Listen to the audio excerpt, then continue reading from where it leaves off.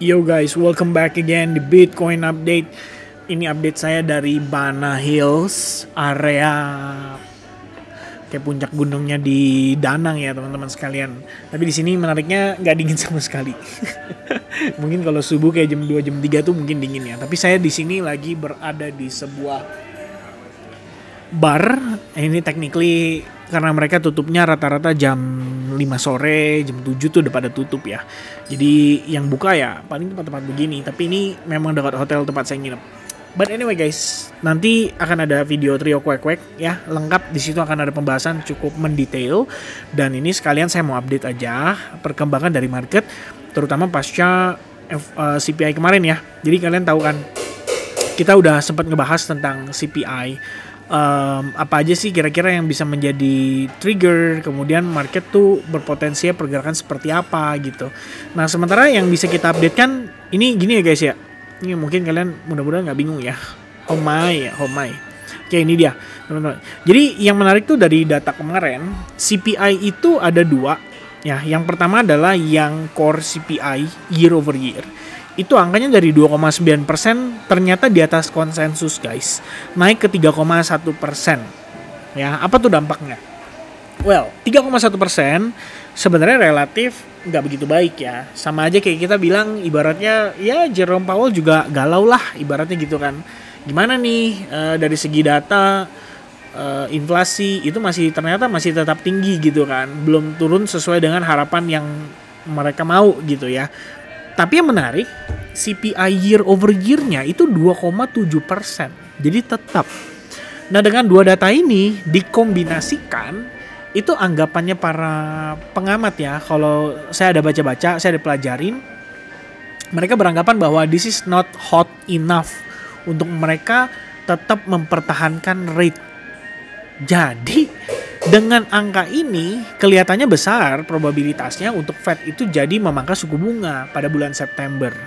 Nah kalau kayak gitu ceritanya, berarti nanti Jerome Powell di Jackson Hole ada potensi akan memberikan petunjuk untuk pemangkasan suku bunga yang akan dilakukan pada bulan September, bahkan termasuk dengan bagaimana proyeksinya untuk hingga akhir tahun ini. Akankah mereka tetap pertahankan 3 kali rate cut, atau mungkin hanya tetap 2 kali rate cut aja, tapi mungkin ngubah proyeksi di tahun 2026 jadi lebih mudah untuk ditebak.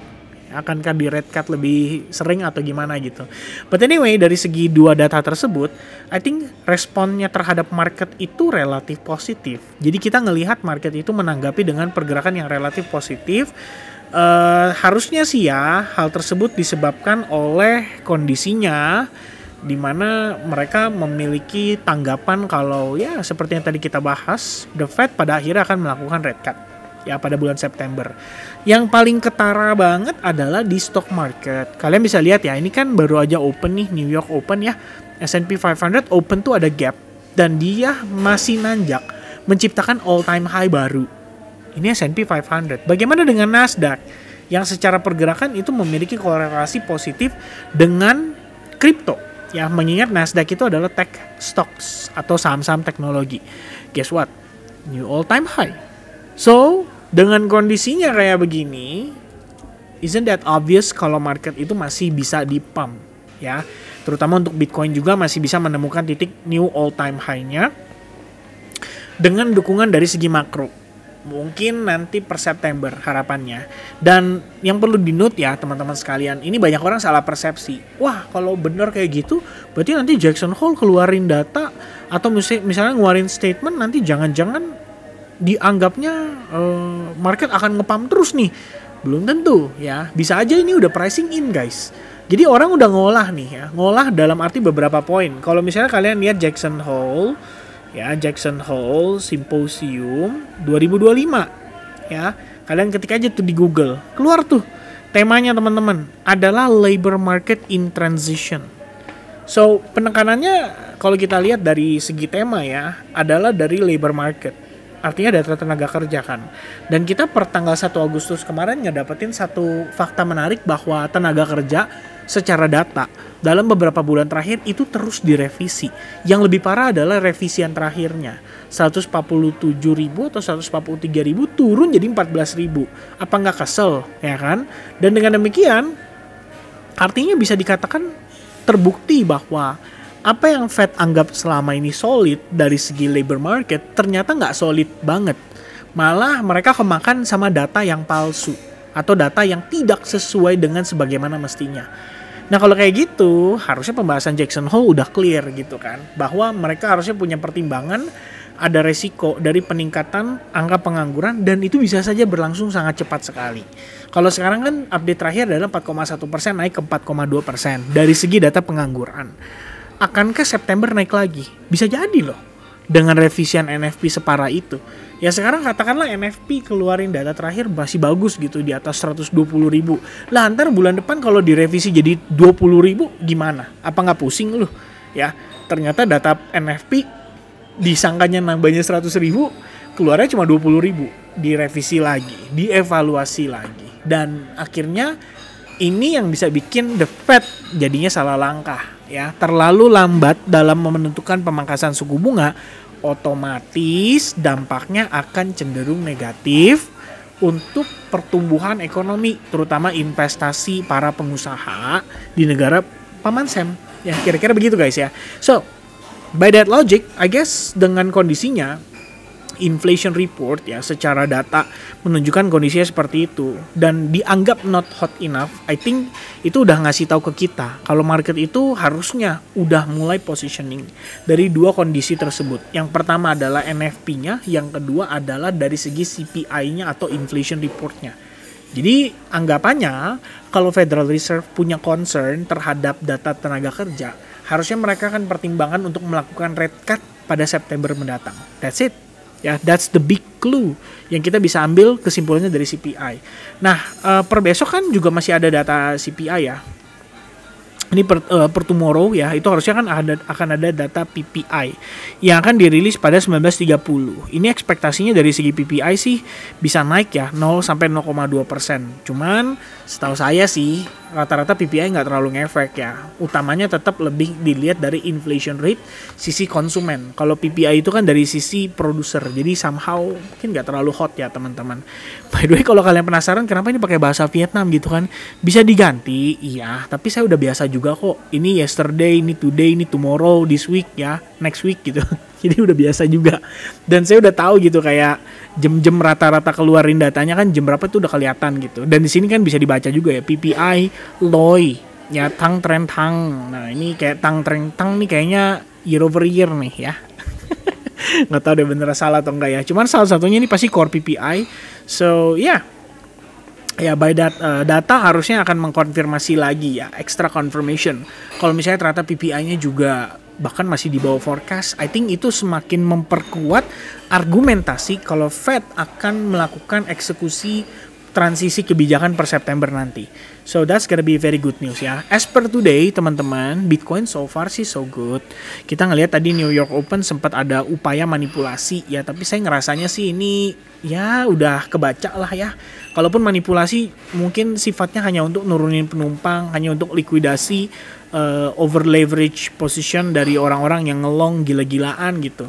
But overall kalau secara structure as always ya saya selalu sampaikan, selama kalian ngelihat secara structure dia bullish, maka dominasinya tetap akan bullish gitu. Until today pun saya masih sama ya, secara bias di SAG saya nggak ada sama sekali interested untuk looking for short ya. In fact saya lebih banyak nyari setup untuk long position ya, until today, until now teman-teman sekalian.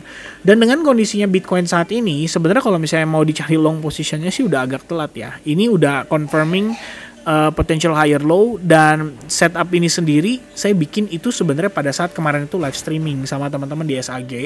Jadi oke, disuruh verify ya teman-teman ya, tapi ntar lah saya verify aja, mungkin karena beda IP ya, jadi ntar dia pikir saya dihack sama orang gitu kan. Ya, but anyway, kalau misalkan di bagian section live session SAG yang di recording hari Senin kemarin, ini setupnya kita bikin di situ. Ya, hari Senin nih ya, Senin malam gitu kan, setupnya udah kita create. Hari Selasa, Rabu udah tinggal nunggu aja ya. Mudah-mudahan sih bisa capai TP dan bahkan bisa create higher high gitu ya. Kalau kita lihat per sekarang Bitcoin dominance mulai ada tanda-tanda nge-spike, kayaknya duit akan ngalir ke Bitcoin dulu. Ethereum udah cukup kebagian duitnya ya, sekarang masih tetap dalam keadaan bullish sih. Jadi saya nggak ngelihat ada urgency untuk nge-cut posisi di Ethereum. Namun overall kalau misalnya kita ngelihat dari sentimen yang tadi sudah saya jabarkan, dengan US equity juga yang sudah mencapai new all time high, I believe Bitcoin pretty much very soon juga akan mengejar ke situ.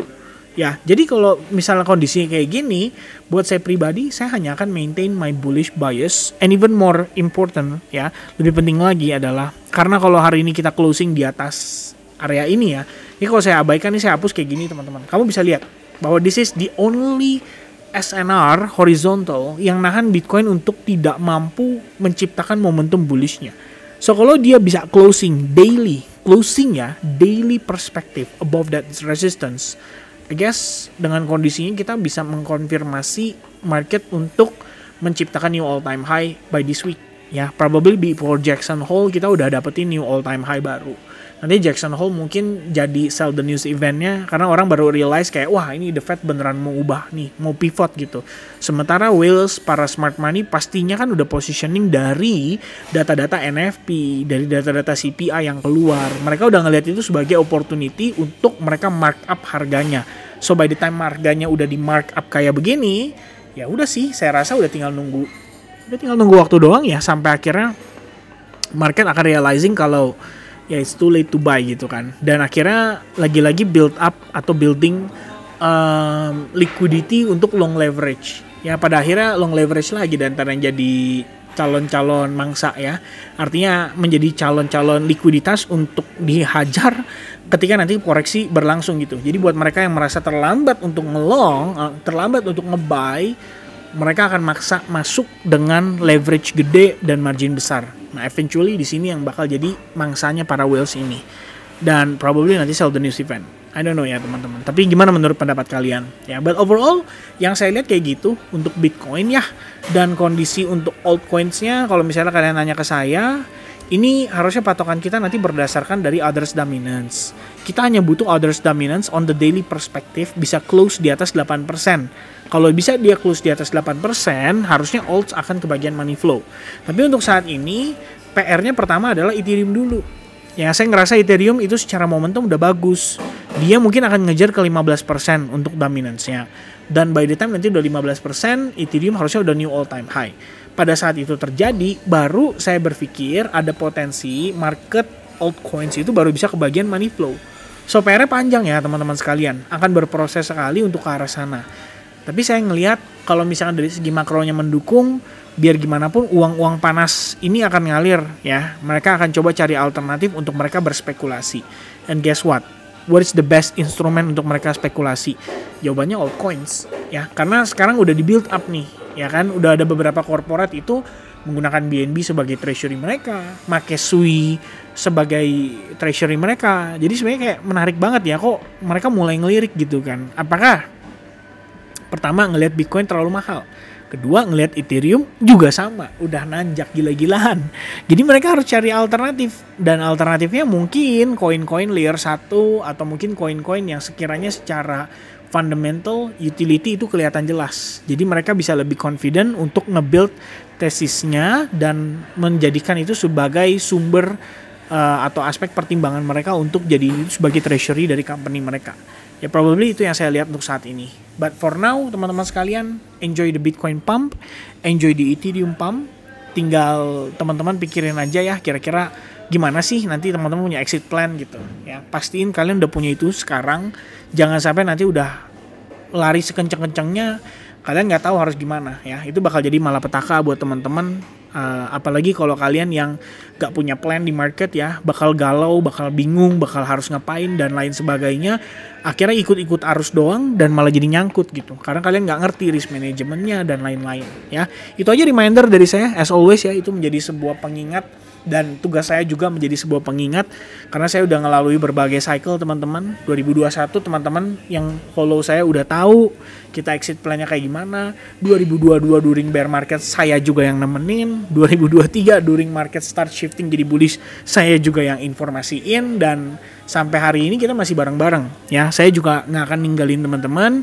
Kalau kalian senang dengan informasi yang selalu saya paparkan seperti ini, bisa membantu bagi setiap orang yang nonton supaya mereka bisa dapat referensi, dapat pembelajaran. Just let me know by clicking the likes button ya. Begitu likes buttonnya tercapai angka-angka tertentu seperti biasa, ya kita akan lakukan live streaming.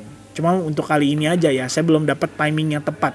Karena saya pikir bisa live streaming kalau lagi pergi sama anak-anak ya, pergi sama anak ternyata wah, saya masih harus nyari ritmenya ya, tapi semoga aja segera ketemu. Oke? So thank you very much guys for watching. I'll see you guys again in the next update. God bless to everyone and cheers guys. Bye bye.